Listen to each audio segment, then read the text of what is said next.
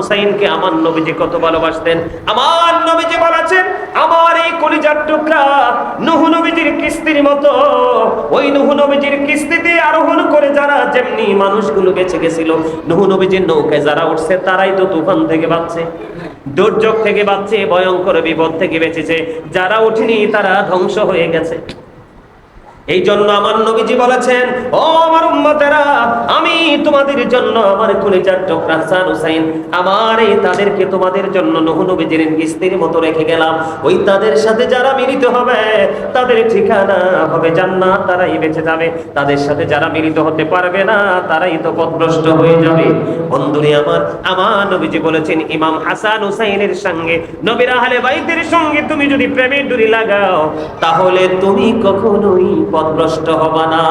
আল্লাহর কোরআন যদি তুমি শক্ত করে ধরতে পারো তাহলেই তুমি কখনোই পথভ্রষ্ট হবে না। তুমি যদি হাদিস শরীফের সাথে প্রেমের ডুরি লাগাইতে পারো তুমি কখনোই পথভ্রষ্ট হবে না। বন্ধুরে আমার, বন্ধু, ইমাম হাসান হুসাইন একদিন ইমাম হুসাইন নবীজিকে বললেন, খেয়াল করেন, নবীজিকে ডেকে ডেকে বললেন, না না গো, আজকে তুমি ঘোড়া হবে, আমি হব ঘোড়ার সাওয়ার। সুবহানাল্লাহ। মানে নবীজি কি দাদার সাথে নাতি খেলে না, নানার সাথে নাতি খেলে না? কথা বলেন না কেন?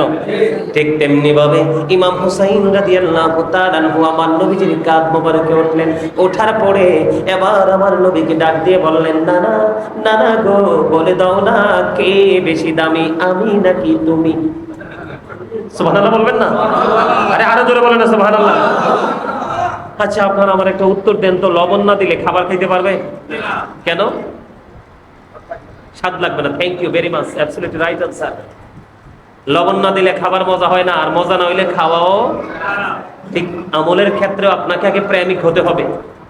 আপনি যতক্ষণ না পর্যন্ত আল্লাহ রাসূলের সাথে প্রেম করতে না পারবেন, জিন্দেগিতে আপনার কাছে আমলটা মজা লাগবে না। আর আমল যতক্ষণ আপনি আমলের মজা পাবেন না ততক্ষণ পর্যন্ত গোটা পৃথিবী দিয়ে দিলে আপনি আমল করতে মন চাইবে না। কথা বলেন না কেন? ঠিক না ঠিক? এই জন্য প্রেমিকের মতো কথা বলতে হবে। কার মতো? প্রেমিকের মতো। কার মতো? প্রেমিকের মতো কথা বলতে হবে। প্রেম মানুষকে স্বর্গে নিয়ে যায়, আর হিংসা মানুষকে নরকে নিয়ে যায়। কথা কি বুঝতে পারছেন? আমার নবীজিকে বললেন, নানা, নানা গো, বলো না কে বেশি দামি? এবার আমার নবীজি পাল্টা উত্তর দিলেন, বলে দিলেন, নানা গো, তুমি বলো না কে বেশি দামি? এবার ইমাম হুসাইন একটা ডাক দিয়ে বললেন, নানা, নানা গো, আমি বেশি দামি তোমার চাইতে, আমি বেশি দামি গো। কই কেমন করে বলো? কই আমার নানা তো রাহমাতাল লিল আলামিন, তোমার নানা তো আমার নানার মতো না। নানা, নানা গো, আমার মা তো খাতুনে জান্নাত ফাতেমা, আমার মায়ের মতো তো তোমার মা না। নানা, নানা গো, আমার বাবা শেরে খুদানি, তোমার বাবা তো আমার বাবার মতো না। এই বিবেচনার দিক দিয়ে দেখা যায় আমি তোমার চাইতেও দামি। আরো জোরে বলেন না সুবহানাল্লাহ। নানা, আমি তোমার চাইতে দামি।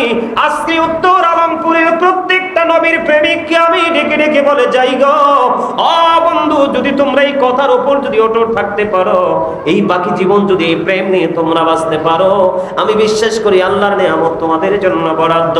আমার নবীর সংকোচ, আমার নবীর কলেজার টুকরা হয়ে ইমাম হুসাইন যেমনি দামি হয়ে গেছে রে, উত্তর আলমপুরের মানুষ আজকে ইমাম হুসাইনের সাথে প্রেমের ডুরি লাগাইয়া, ও বন্ধু, নূর নবী ডিলার সাহেব, হাজী নূর নবী ডিলার সাহেব সহ আপনারা যারা আজকে ইমাম হুসাইনের সাথে প্রেমের ডুরি লাগিয়ে দিলেন, ও বন্ধু, আপনারাও ইমাম হুসাইনের সাথে যুক্ত হয়ে দামি।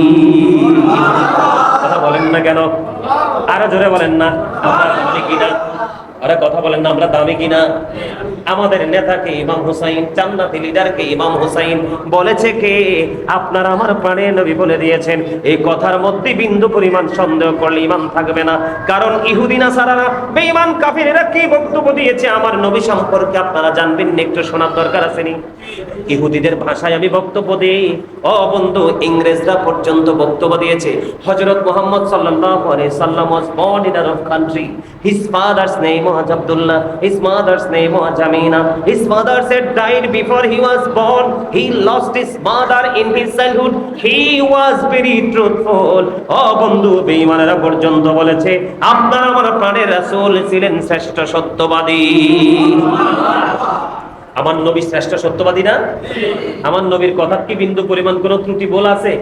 এটা যদি কেউ বলে তাইলে তার ঈমান আসেনি। সারা জীবন নামাজ পড়লে হইব? সারা জীবন কোরআন তেলাওয়াত করলে হইব? সারা জীবন দান করলে হবে? হবে না। আগে আপনার ভিত্তি শক্ত করতে হবে। কি করতে হবে? পিলার যদি স্ট্রং না হতো ছাদ কি দেওয়া যেত? ঠিক তো ছাদ, ঠিক তেমনি ঈমান আগে কি করতে হবে? মজবুত করতে হবে, তারপরে আমল। কথা বলেন বন্ধুরে আমার। তাহলে ইমাম হুসাইন বলে দিল আমার চাইতে দামি কেউ হতে পারে না গো নানা, কারণ আমার নানা রাহমাতুল লিল আলামিন। শুধু বন্ধু আমার নবী নয়, ও বন্ধু তোমরা জানো না, হৃদয়ের জানালা খুলে তোমরা শোনো, আমার নবীজির পরিবারের থেকে শিক্ষা কত আছে। আমার মা খাতুনে জান্নাত ফাতেমা একদিন কি করলেন? আমার নবীজির কাছে চলে আসলেন, বাবা বাবা গো আমাকে একটা কাজের লোক দাও, একটা বাদী দাও। এবার আমার নবীজি বললেন না না না মা, বাদী দিলে হবে না, কারণ তুমি তোমার ফ্যামিলির কাজের জন্য এক্সট্রা সওয়াব পাবে। সুবহানাল্লাহ বলেন না? যদি মা ফাতেমা যদি বেশি বিপদে পড়ে যেত, তিনি কি করতেন? একজন কাজের লোক আনতেন কাজ করার জন্য। শিক্ষা দেখেন, তাদেরকে কেন ভালোবাসতে হবে, তাদেরকে কেন ফলো করতে হবে। মা খাতুনে জান্নাত ফাতেমা আমরা বাংলার জমিনে অনেক দেখতে পাই বন্ধু, বিভিন্ন জেলায় কাজের ছোট্ট ছোট্ট মেয়েগুলাকে খুন্তি পোড়াক দিয়ে শেখাতে দেয় কি দেয় না? কাজের জন্য 19-20 হইলে, ঠিক কিনা বলেন? আর মা খাতুনে জান্নাত ফাতেমা ওনার জীবনী থেকে খুঁজে পাইলাম বন্ধু, উনি যখন কাজ করতেন, কাজ করতে করতে যখন ক্লান্ত হয়ে যেতেন, কাজের লোকটাকে বললেন আমি যেখানে ক্লান্ত তুমি সেখান থেকে শুরু করো। মা ফাতেমা নজর রাখতেন ওই যে কাজের মেয়েটা কাজ করতেছে, ওই লোকটা কি আবার ক্লান্ত হয়ে গেল কিনা। যদি মা ফাতেমা দেখতেন ওই কাজের মেয়েটা যখন দেখতেন তিনি ক্লান্ত হয়ে গেছে, তিনি একটু পেরেশানির মধ্যে পড়ে গেছে আর তার জন্য কষ্টকর হয়ে যায়, তখন মা ফাতেমা ডাক দিয়ে বলতো তুমি এবার একটু বিশ্রাম করো, আমি এখন তোমার ওই জায়গা থেকে শুরু করব। আর আমাদের বাংলাদেশের নারীরা, বাংলাদেশের অনেক মহিলা কথিত পয়সাওয়ালার বউরা, বেটিরা গরিবের ছেলেদের উপর মেয়েদের উপর নির্যাতন করে, ঠিক কিনা বলে? কারণ ওই শিক্ষা তাদের মধ্যে নাই, ধর্মীয় চর্চা তাদের মধ্যে নাই। বন্ধুরে আমার, হযরতে আলী এমন একজন মানুষ ছিলেন, এমন একজন সাহাবী ছিলেন, মা খাতুনে জান্নাত ফাতেমার প্রাণের স্বামী ছিলেন, নবীজির কলিজার টুকরা জামাতা হযরতে আলী এমন একজন সাহাবী তিনি ছিলেন বন্ধু, ওনার কথা বলে শেষ করা যায় না। তারপর আমি একটুখানি বলি, আমাদের সমাজে মদখোরকে মানুষ সাপোর্ট দেয় কি দেয় না? জোরে বলেন না। আপনাদের এই আশপাশের জমিন দেখে তো খুশি হয়েছি, সব তো পিওর খাবার আমার মনে হয় আপনাদের এখানে। এনার্জি তো বেশি থাকার কথা, কিন্তু আওয়াজ তো স্ট্রং হয় না, একেবারে স্লো কেন? জোরে বলেন। আরে অপরাধীকে সাপোর্ট দেয় কি দেয় না? এখন হযরতে আলী কি বলেছেন, তাদের জীবন থেকে কি শিক্ষা নেন, কারণ তাদের সাথে আজকের আলোচনাটা সম্পৃক্ততা আছে বন্ধু। হযরতে আলী তিনি বলেছেন কোন দরিয়ার মধ্যে যদি একটা ফোঁটা মদ পড়ে, কি পড়ে? একটা ফোঁটা মদ যদি কোনো দরিয়ার মধ্যে পড়ে, দরিয়ার পানি যদি শুকাইয়া ঘাস ওঠে, আমি কোনোদিন আমার পশুকে এই ঘাস খাওয়াবো না। ওই দরিয়ার উপরে যদি বিশাল বড় যদি মিনার তৈরি করা হয় রে, আমি সেই মিনারায় দাঁড়াইয়া আজান দিব না। কারণ হলো আমার আল্লাহ কোরআনে বলেছেন ইন্নামাল খামরু ওয়াল মাইসিরু ওয়াল আনসাবু ওয়াল আজলামু রিজসুম মিন আমালি শাইতান। আমার আল্লাহ বলেছেন মদ, জুয়া, মূর্তি, বাক্য গণনা, ঘৃণবস্তু শয়তানের কাজ। এটা টোটাল হারাম, টোটাল হারাম ইমানদারের জন্য। জোরে জোরে কোন ঠিক না বেঠে? কথা কি বুঝে আসেনি?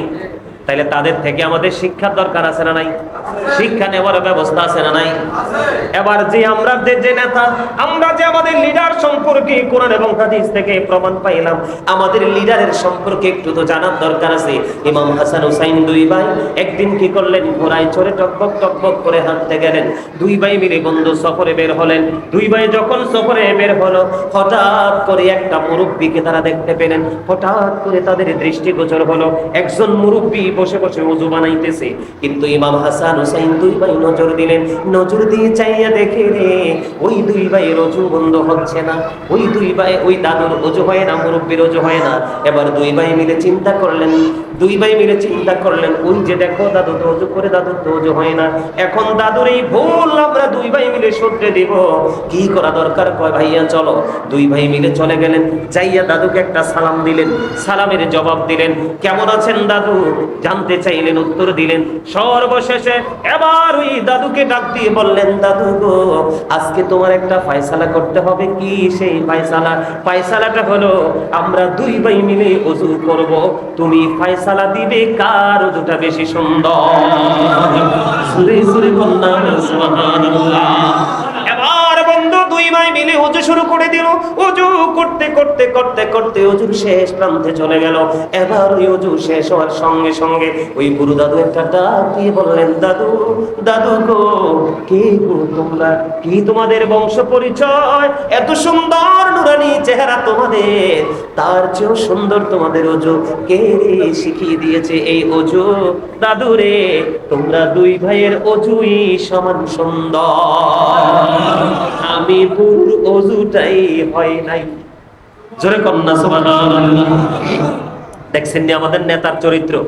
কথা কয় না কেন? আরো জোরে। আর এখনকার নেতারা কি করে? কথা কন না কেন?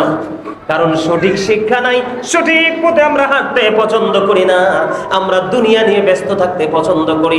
দুইটা মেসেজ আমি আপনাদেরকে দিয়ে দেই। সূরা আলে ইমরানের 185 নম্বর আয়াতের শেষ অংশে আমার আল্লাহ বলে দিয়েছেন, ওমাল হায়াতুদ দুনিয়া ইল্লা মাতাউল গুরুর। এই দুনিয়ার জীবন, এই দুনিয়ার জিন্দেগি একটা ধোঁকা। তাহলে আল্লাহ রাসূল বলে যারা দুনিয়া নিয়ে ব্যস্ত তারা ধোঁকার মধ্যে পড়ে আছে, ঠিক কিনা বলেন? এবং ধোঁকার মধ্যে থেকে আমরা অর্থ উপার্জন করতেছি, তাই কিনা? কথা বলেন না? অর্থ উপার্জন করতেছি না চুরি করে, ডাকাতি করে, মানুষের পকেট মেরে করতেছি কিনা? এই সম্পর্কে আমার আল্লাহ ওয়াজ করতেছেন। কোরআন শরীফের 19 পারা সূরা শুআরার 88 নম্বর আয়াতে আমার আল্লাহ বলে দিয়েছেন, ইয়াউমা লা ইয়ানফাউ মালু ওয়ালা বানুন। আপনার কাল হাসুরের দিন ধন সম্পদ সন্তান একটাও কোনো কাজে আসবে না। এই জন্য আপনার আমার উচিত দুনিয়ার কাজের ফাঁকে ফাঁকে আল্লাহ রাসূলের গোলামি করা, ঠিক কিনা বলেন? বন্ধুরে আমার, আমি যে আলোচনাটা করতেছিলাম, ইমাম হাসান হুসাইন কৌশল করে দুই ভাই দাদুকে ওযু শিখাই দিল। দাদু পাগল পারা হয়ে গেল, দাদু নিজের ভুল নিজেই স্বীকার করলো। এই হলো আমাদের নেতার চরিত্র, ঠিক কিনা বলেন? আরো জোরে, ঠিক না ভাই? বন্ধুরে আমার, এই জন্য আমি বলি ইমাম হাসান হুসাইনকে ভালোবাসো, তাদের জীবনীতে ঢুকো, এখান থেকে অনেক তথ্য তোমরা খুঁজে পাবে। কারণ ইমাম হুসাইন একদিকে জান্নাতের লিডার, রাসূলের কলিজার টুকরা, আহলে বাইতের অন্যতম একজন সদস্য, আরেকদিকে ইমাম হুসাইন বন্ধু একজন ছিলেন মুহাদ্দিস, আরেকদিকে ইমাম হুসাইন ছিলেন একজন দানবীর, আরেকদিকে ছিলেন নবীর শিক্ষাতে শিক্ষিত হয়ে তিনি রাত দিন নবীর আদর্শকে ধারণ করে তিনি বাস্তবায়ন করতেন। ইমাম হুসাইন আমাদের নেতা, এমন একজন নেতা, আমাদের লিডার, এমন একজন লিডার, তিনি জীবদ্দশায় 25 বার তিনি পায়ে হেঁটে হজ করেছেন। আমরা সেই ইমাম হুসাইনের প্রেমে আজকে এখন একত্রিত হয়েছি, ঠিক কিনা বলেন? আমরা হুসাইনি কাফেলার লোক কিনা বলেন? আমরা হুসাইনের সঙ্গী কিনা বলেন? থাকতে চাই কি চাই না? ও বন্ধু, তোমরা তো জানো না কারবালার নির্মম ইতিহাস বড় ভয়ঙ্কর। যখন কারবালা শুরু হয়ে গেল, একক যুদ্ধ যখন শুরু হয়ে গেল, ইয়াজিদ বাহিনীর হাজার হাজার ইয়াজিদ বাহিনী যখন তাদের উপর হায়নার মতো আক্রমণ চালিয়ে দিল, এই অবস্থা যখন পূর্বক্ষণে ইমাম হুসাইন ওনার সঙ্গীদের ডেকে ডেকে বললেন, ইয়াজিদের টার্গেট হলাম আমি। কি ইয়াজিদের টার্গেট হলাম আমি, তোমরা সবাই আপন আপন ঘরে ফিরে যাও। ইয়াজিদের টার্গেট হলাম আমি, আমাকে শেষ করতে পারলে ইয়াজিদ ক্ষান্ত হয়ে যাবে।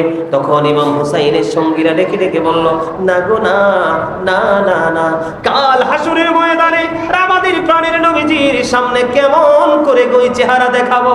আমার নবীর সামনে কোন মুখ নিয়ে দাঁড়াবো?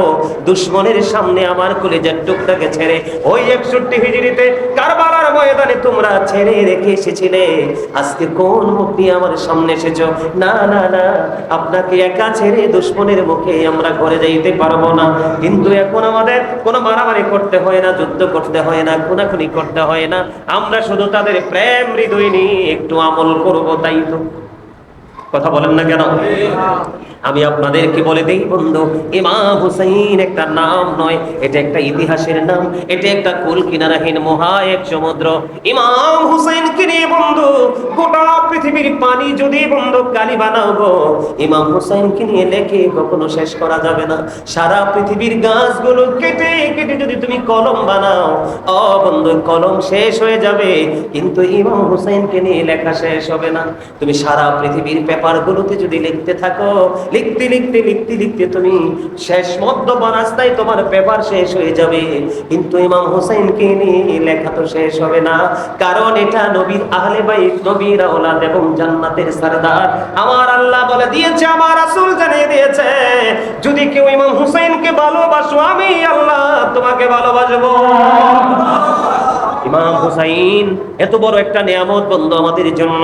আমি আপনাদেরকে ছোট্ট করে বলি, একদিন এক গ্রাম্য ব্যক্তি, এদিকে চান আমার দিকে তাকান, একদিন এক গ্রাম্য ব্যক্তি নিয়ত করলেন। আমাদের দেশে অনেক মানুষ আছে না, কোনো কিছু মনে মনে নিয়ত করে কাউকে খাওয়ায় বা কাউকে দেয়, আছে না নাই? বিশেষ করে আলেমদের ক্ষেত্রে সাধারণ মানুষ এটা করে। একদিন এক গ্রাম্য ব্যক্তি মনে মনে নিয়ত করলেন, আমি আমার নবীজির দরবারে একটা হরিণ উপহার দিব। কি দিব? বুঝেন, খেয়াল করেন কথাটা, আমি একটা হরিণ উপহার দিব। এই কথা বলে তিনি ছোট্ট একটা হরিণের বাচ্চা ধরে আনলেন, ধরে এনে আমার নবীজির কাছে বন্ধু নবীজির দরবারে দিয়ে দিলেন। নবীজির দরবারে যখন দিয়ে দিলেন, ইমাম হাসান রাদিয়াল্লাহু তাআলা আনহুকে এই হরিণটা দিয়ে দিলেন। ইমাম হাসান রাদিয়াল্লাহু তাআলা আনহুকে যখন হরিণটা দিয়ে দিল, হরিণটা দেওয়ার সময় হযরত ইমাম হুসাইন রাদিয়াল্লাহু তাআলা আনহু দেখলেন, দেখার পর একটা ডাক দিয়ে বললেন, নানা নানা গো, ভাইয়াকে হরিণ দিয়েছো, আমারও তো একটা হরিণ লাগবে। বন্ধু নবীজির কাছে এসেছে একটা হরিণই, ও বন্ধু একটা হরিণ, কিন্তু চাইছে কি ইমাম হুসাইন আর একটা। হাসান রাদিয়াল্লাহু তাআলা আনহুকে দিতে দেরি, এবার হুসাইন চাইলো। হুসাইন যখন আর একটা হরিণ আমার নবীজির কাছে চাইলেন, এটা চাওয়ার সঙ্গে সঙ্গে আমার নবীজি সামনের দিকে নজর দিলেন, চাইয়া দেখতেছে একটা বড় মা হরিণী আর একটা ছোট্ট হরিণ দৌড়ে চলে আসছে আমার নবীজির কদমে।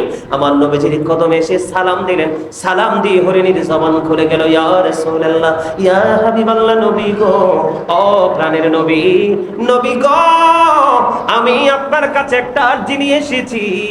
আপনার কলিজার টুকরা হাসানকে যে বাচ্চাটা দিয়েছেন, ওই বাচ্চাটার মা হলাম আমি। আমি আর একটা বাচ্চা আমি মা হয়ে নিয়ে এসেছি আপনার হুসাইনের জন্য। আরো জোরে বলেন না সুবহানাল্লাহ। বন্ধুরে আমার, এগুলো বানানো কোনো গল্প নয়, বাংলা বই থেকে কালেক্ট করা কথা নয়, এগুলো বন্ধু গভীর গানের কথা।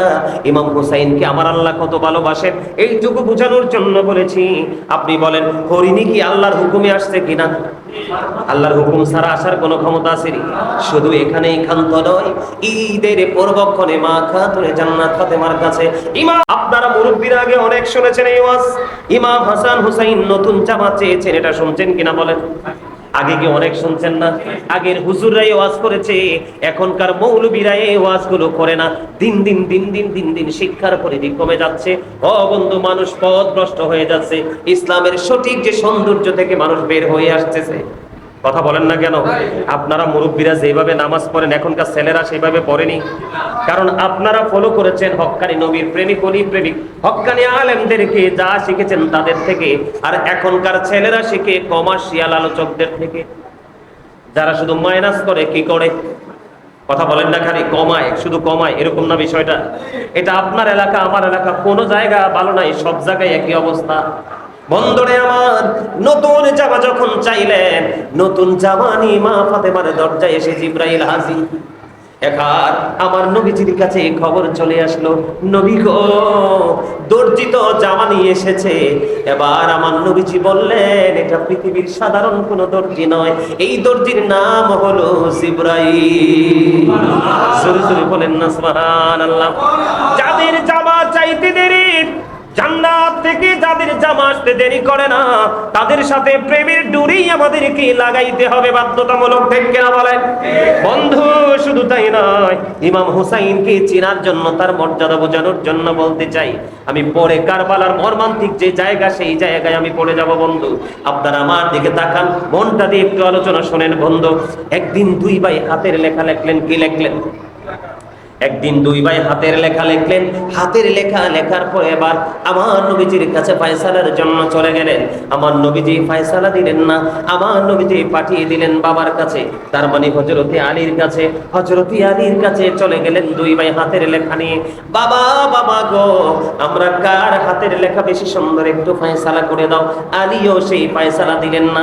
হযরতে আলী পাঠিয়ে দিলেন, যাও তোমাদের মায়ের কাছে চলে যাও, মা তোমাদেরকে ফয়সালা দিয়ে দিবে। এবার মায়ের কাছে চলে গেলেন। মায়ের কাছে যাইতে দেরি বন্ধু, মায়ের কাছে যাওয়ার পরে মা একটা ডাক দিয়ে বললেন, বাবা, বাবা গো, আমার কাছে 60টা মতি আছে। কয়টা? কয়টা? আমার কাছে 60টা মতি আছে। কয়টা? মূর্তি না, কিন্তু মূর্তি না, মতি। আমার কাছে 60টা মতি আছে। আমি তোমাদের দিকে নিক্ষেপ করব। এই মতিগুলো যে বেশি কুড়াইতে পারবা তার হাতের লেখা বেশি সুন্দর বলে গণ্য হবে। এই কথা বলার পরে এবার মা খাতুনে জান্নাত ফাতেমা একটা একটা একটা একটা করে বন্ধু মতিগুলো নিক্ষেপ করতেছে। মতিগুলো নিক্ষেপ করতে করতে করতে করতে তিনটা তিনটা করে 6টা তিনি নিক্ষেপ করে দিলেন। আর আছে কয়টা? একটা। এই একটার মধ্যে কত ভয়ঙ্কর প্রেমময় বন্ধ রহস্য। এবার মা খাতুনে জান্নাত ফাতেমা একটা মতি যখন ওই ব্রাহ্মা ইমাম হাসান হুসাইনের দিকে নিক্ষেপ করলেন, একটা মতি নিক্ষেপ করতে দেরি অটোমেটিক্যালি এই মতিটা দুইটা টুকরা হয়ে দুই ভাগে চলে গেল। এবার প্রশ্ন করতে পারেন, বলে হুজুর এই মতিটা কেমন করে দুই ভাগ হয়ে গেল? এই মতিটাকে দুই টুকরো করেছেন আমার আল্লাহর অর্ডারে। জিবরাইল পৃথিবীতে এসে দুই ভাইয়ের ভাগে দুই টুকরা দিয়ে দিয়েছে। দুই ভাইয়ের হাতের লেখা সমান সুন্দর বলে ঘোষিত হয়েছে। জোরে জোরে কন্যা সুবহানাল্লাহ। এখানে কি বোঝা যায় ইমাম হাসান হুসাইনকে আল্লাহ ভালোবাসে কিনা? কথা বলেন না কেন? মা ফাতেমা কিন্তু আসার দেয় নাই, হাতেও ভেঙে নাই, নিক্ষেপ করেছে। আল্লাহর কুদরতে জিবরাইল ভেঙে দুই ভাইয়ের দিকে দুই টুকরো দিয়েছে। আমি আপনাদেরকে ইমাম হুসাইনের, আল্লাহ রাব্বুল আলামিন ইমাম হুসাইনকে কতটুকু ভালোবাসে এই ভালোবাসা তাদের মর্যাদা বোঝানোর জন্য তথ্যগুলো দিচ্ছি, যেন সহজেই পরের অংশটা আইডেন্টিফাই করতে পারেন। বন্ধুরে আমার, শুধু এখানে একান্ত নয়, ছোট্ট হুসাইন খেলতে যাবে, বাচ্চারা একত্রিত হলো। এবার দৌড়ে চলে আসলো মা খাতুনে জান্নাত ফাতেমার কাছে। মা ফাতেমার কাছে বন্ধু দৌড়ে চলে আসলো। দৌড়ে এসে মা ফাতেমার গলা জড়িয়ে ধরে বললেন, মা, মা গো, আজকে আমি একটু খেলতে যাই, আমাকে তুমি আসার পরে আমাকে আপেল খাওয়াতে হবে। কি খাওয়াতে হবে? আমাকে আপেল খাওয়াতে হবে। এই কথা বলার পরে মা খাতুনে জান্নাত ফাতেমা তিনি অর্ডার দিয়ে দিলেন, বাবা যাও যাও যাও যাও, খেলা শেষ করার পরে তোমাকে আমি আপেল খাওয়াবো। মা ফাতেমা প্রতিশ্রুতি দিয়ে দিলেন। এই দিক দিয়ে হুসাইন চলে গেল। হুসাইন যখন চলে গেল, কিন্তু মা ফাতেমার পরে মনে হয়েছে যে এখন তো মদিনার কোথাও আপেল পাওয়া যাবে না, কারণ তখন মদিনায় কোনো আপেলের সৃজন ছিল না। আমি আমার সন্তানকে তো কথা দিয়ে দিয়েছি, এখন সন্তান যদি খেলা শেষ করে আসার পরে যদি আপেল যদি না দেয়, আমি মা সন্তানের কাছে ছোট হয়ে যাব। এই কথা বলার পরে বন্ধু এবার কি করলেন? মা ফাতেমা চিন্তায় পড়ে গেলেন। আপনারা মদিনায় যারা গেছেন আপনারা দেখেছেন আমার রাসূলের রওজা মোবারকের খুবই কাছাকাছি মা ফাতেমার বাড়ি। গেছেননি? দেখছেননি? আপনারা গেছেন? কাছাকাছি না চাচা? একবারই কাছাকাছি মা খাতুনে জান্নাত ফাতেমার ঘর। নবীজির তখন কি করলেন? মা খাতুনে জান্নাত ফাতেমা কোনো রাস্তা খুঁজে পায় না, দৌড়ে চলে আসলেন আমার নবীজির কাছে। আসার পরে আমার নবীজি মা খাতুনে জান্নাত ফাতেমার ললাটের দিকে তাকিয়ে দেখলেন, ও বন্ধু ঘাম ঝরতেছে। মা, আমার নবীজি তখন বসা ছিলেন, উনি যেখানে বসা ছিলেন উঠে গেলেন, উঠে দাঁড়িয়ে মাকে বললেন, মা আপনি এখানে বসুন। মা ফাতেমা বসলো। বসার পরে মা খাতুনে জান্নাত ফাতেমাকে প্রশ্ন করলেন, মা গো, আপনার ললাটে তো ঘাম দেখা যায় কেন?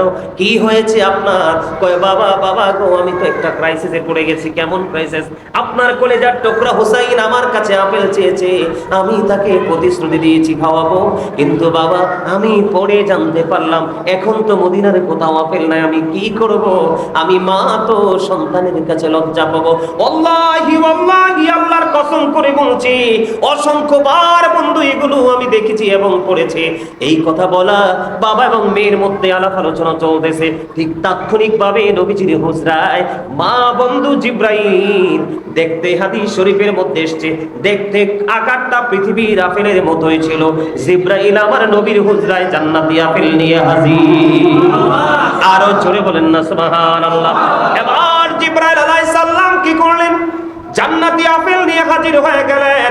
এবার আমার রাসূলকে একটা ডাক দিয়ে বললেন, ইয়া রাসূলুল্লাহ, ইয়া হাবিবাল্লাহ, নবী গো, আমার জন্য দুইটা বাটি লাগবে, একটা চাকু লাগবে। এবার মা খাতুনে জান্নাত ফাতেমা দৌড়ে চলে গেলেন মা আয়েশা সিদ্দিকা রাদিয়াল্লাহু তাআলা আনহার ঘরে। মা আয়েশা সিদ্দিকার ঘর থেকে দুইটা বাটি নিয়ে আসলেন আর একটা চাকু নিয়ে আসলেন।